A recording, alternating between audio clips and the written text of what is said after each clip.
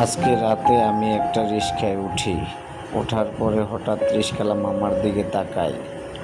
তাকানোর পরে মামার পরনে লুঙ্গি নেই, দেখি একটি গামছা পরা, সেটাও ছিঁড়া। তারপরে তাকালাম তার পায়ের দিকে, পায়ে একজোড়া জুতা পরা, সে জুতারও বেল ছেঁড়া। মামাকে জিজ্ঞেস করলাম, মামা আপনার এই অবস্থা কেন? মামা বলল, ফ্যামিলিকে সুখে রাখার জন্য অনেক কষ্ট করতে হয় মামা। তখন আমি চিন্তা করে দেখলাম, আসলেও তো একটা পুরুষ মানুষ ফ্যামিলিকে সুখে রাখার জন্য কত কষ্ট করতে হয়। পুরুষ মানুষ এমনই, ফ্যামিলির জন্য সব কিছু করতে পারে।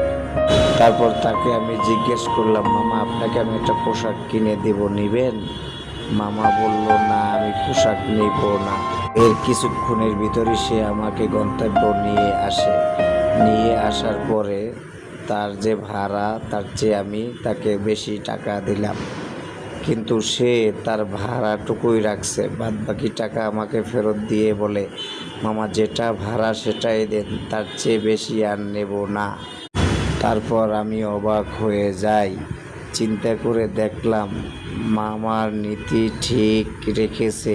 অন্যের অনুদান দিয়ে সে চলতে চায় না। আল্লাহ যেভাবে চালাবে সেভাবেই চলবে। পুরুষের মানুষ এমনই।